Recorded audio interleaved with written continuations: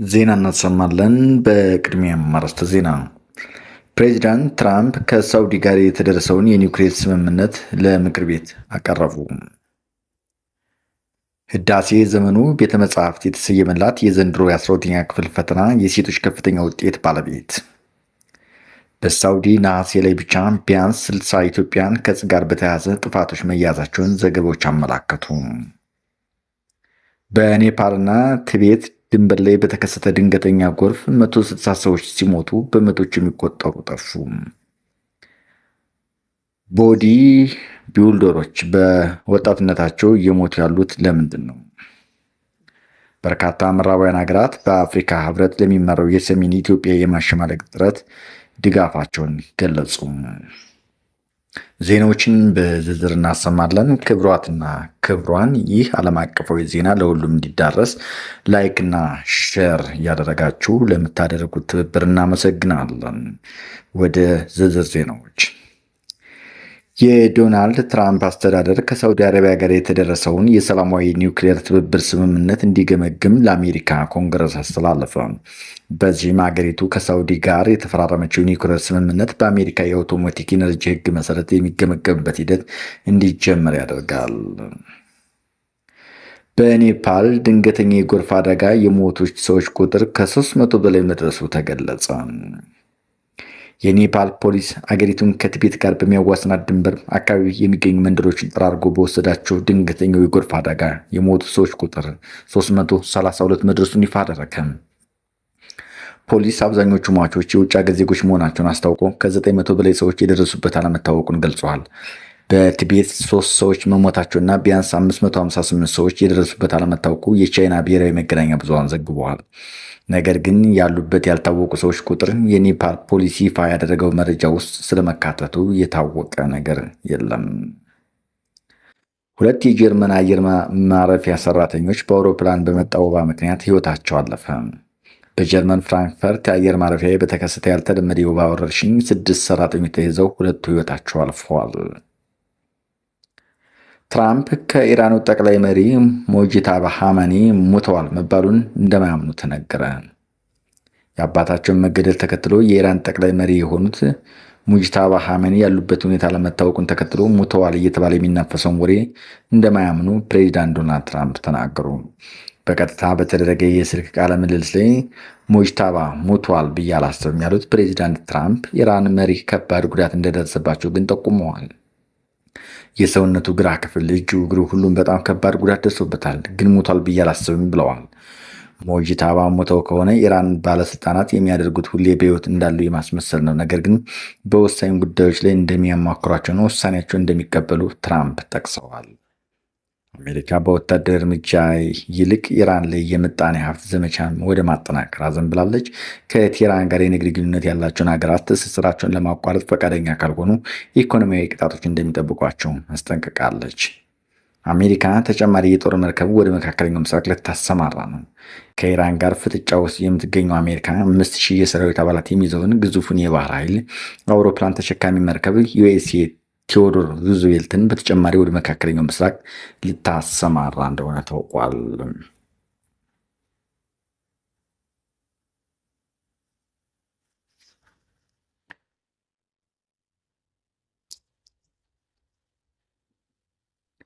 በሳውዲ ነሐሴ ላይ ብቻ ቢያንስ 60 ኢትዮጵያን ከዕፅ ጋር በተያያዘ ጥፋተኞች መያዛቸውን ዘገቦች አመላከቱ።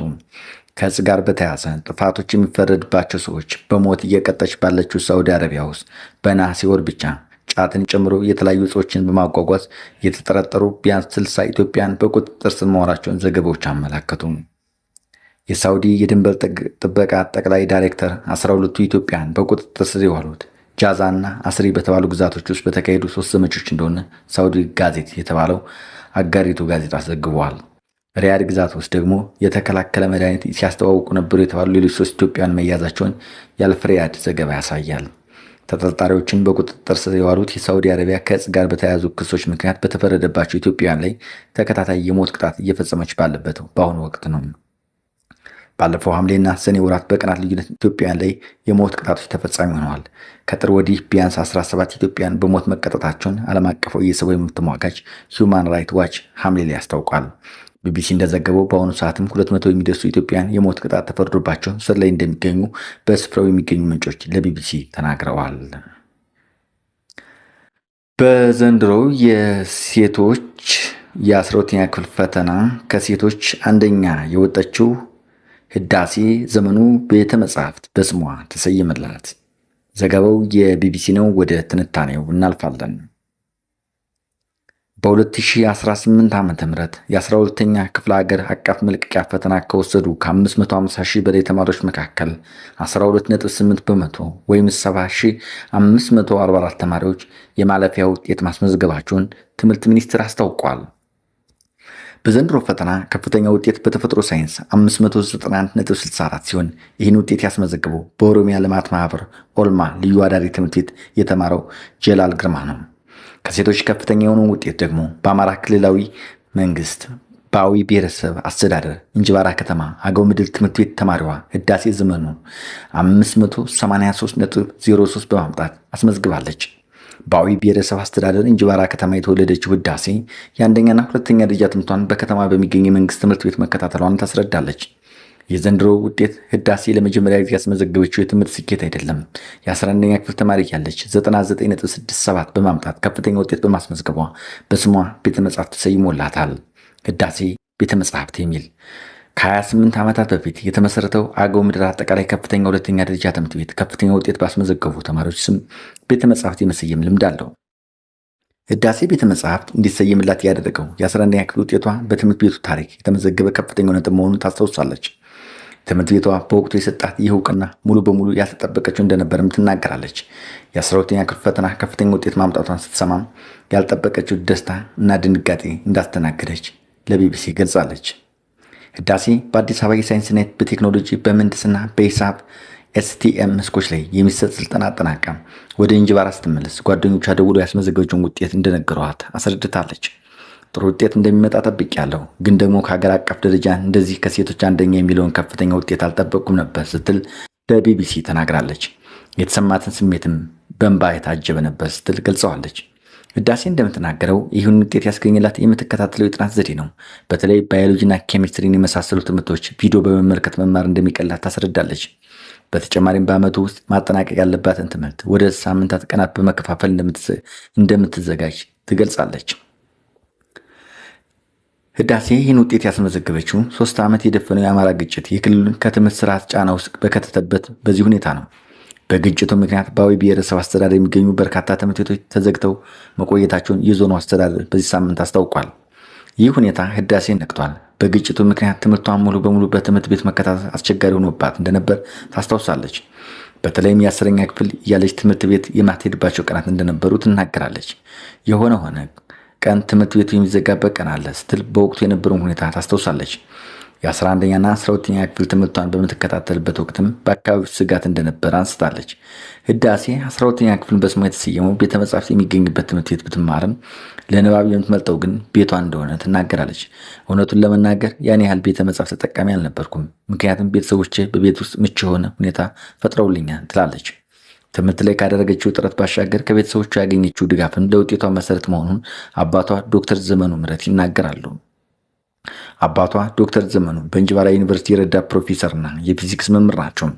ከልጅነቷ ጀምሮ ቁጥብና ከእድሜዋ በላይ ስነ ስርዓት ያለች ናት ሲሉ ህዳሴን ይገልጿታል። ሰዎች በተለያዩ መንገዶች መረዳት እንደምትፈልግና ተሳትፏ እንደምታደርግ አባቷ ያስረዳሉ። የህዳሴን ውጤት ሲሰሙ ውጤቷ አካባቢውን ትምህርት ቤቷንና ያስተማሯትን መምህር በሚያስጠራ ደረጃ መሆኑን ደስታ ይነጥፍ አድርጎታል ይላሉ። በአቅሟና በፍላጎቷ ላይ የተመሰረተ ድጋፍ ሲያደርጉላት እንደነበር የሚገልጹት ዶክተር ዘመኑ በቤትና ከቤት ውጭ ለመማር ምቹ ሁኔታ እንዲኖራት እንደሚያደርጉ እንዲሁም ትምህርቷ ላይ ጫና ሳይኖርባት እንድትከታተል በማድረግ እንደሚያግዘዋት ያስረዳሉ። ህዳሴ በቀጣይ በሶፍትዌር ኢንጂነሪንግ ወይም ኮምፒውተር ሳይንስ ቴክኖሎጂ ማጥናት እንደምትፈልግ ተናግራለች። በሳይንስ በቴክኖሎጂ በምህንድስና በሂሳብ ላይ የሚያተኩሩ ኤስቲኤም መስኮችን በመፈተሽ ፍላጎቷና አቅሟን ማወቋን ገልጻለች። በተከታታይ በወሰደቻቸው የተለያዩ የሲስተም መስክ ስልጠናዎች ላይ ራሴን በደንብ አይቻለሁ ስትል ፍላጎቷን እንዴት እንደለየች ታስረዳለች። ለቀጣይ ትምህርቷ ነጻ ትምህርት ዕድሎች እንደምትፈልግ ዝግጅት መጀመሯን ትገልጻለች። ለማመልከቾች የሚያስፈልጓትን ሰነዶችና የድጋፍ ደብዳቤዎች እንዴት መጻፍ እንዳለባትና ሌሎች መረጃዎችን ስትሰበስብ እንደቆየች ትናገራለች። በትርፍ ጊዜዋ ፕሮግራሚንግ፣ ሰው ሰራሽ አስተውሎት፣ ኤአይ እና ዳታ ሳይንስ የመሳሰሉ ኮርሶችን ትማር እንደነበር አባቷ ያስረዳሉ። በተጨማሪም በሲቲኤም ፕሮግራም ለተከታታይ 2 የክረምት ወቅቶች ስልጠናዎችን በመውሰድ ያገኘችውን ልምድ መሰረት አድርጋ ቴክኖሎጂን ለማጥናት እንደወሰነች ይናገራሉ። ዶክተር ዘመነ የህዳሴን ጥረትና ፍላጎት መሰረት በቴክኖሎጂ ዘርፍ የተሻለ የትምህርት ዕድል እንድታገኝ ድጋፍ እንዲደረግላት ጥሪ ያቀርባሉ። ይህም ለእሷ ለሀገሯና እንደሷ ጥረት ለሚያደርጉ ተማሪዎች አርአያ እንደሚሆን ይገልጻሉ። በ2018 ዓ.ም የ12ኛ ክፍል ሀገር አቀፍ መልቀቂያ ፈተና ለመውሰድ 564,000 ገደማ ተማሪዎች የተመዘገቡ ሲሆን 550,210 ተማሪዎች ፈተናውን እንደወሰዱ ትምህርት ሚኒስቴር አስታውቋል። ከነዚህ ውስጥ 12.8 በመቶ ወይም 70,544 ተማሪዎች 50 በመቶና ከዚያ በላይ በማምጣት የማለፊያ ውጤት አስመዝግበዋል። ይህ አሃዝ ባለፈው ዓመት ከተመዘገበው 8.9 በመቶ የማለፍ ምጣኔ ጋር ሲነጻጸር መጠነኛ መሻሻል አሳይቷል። ዘንድሮም የማለፊያ ውጤት ያስመዘገቡ ተማሪዎች ቁጥርም ካምናው በ20 ሺህ በላይ ጨምሯል ብለዋል። በዘንድሮ ፈተና በተፈጥሮ ሳይንስ 16.58 በመቶ፣ በማህበራዊ ሳይንስ ደግሞ 8.33 በመቶ ተማሪዎች የማለፊያ ውጤት አስመዝግበዋል። በዘንድሮ ፈተና ሙሉ በሙሉ ተማሪዎች ያለፉት ትምህርት ቤቶች ብዛት 88 ነው። በአንጻሩ 565 ትምህርት ቤቶች አንድም ተማሪ ማሳለፍ አልቻሉም። ባለፈው ዓመት ምንም ተማሪ ያላሳለፉ ትምህርት ቤቶች ብዛት 1232 ነበረ። መረጃው የቢቢሲ ነው። አድማጮቻችን ስለነበረን ቆይታ እናመሰግናለን። ላይክ፣ ሼር እያደረጋችሁ ለሌሎች ፕሮግራሙን ስለምታደርሱ እናመሰግናለን።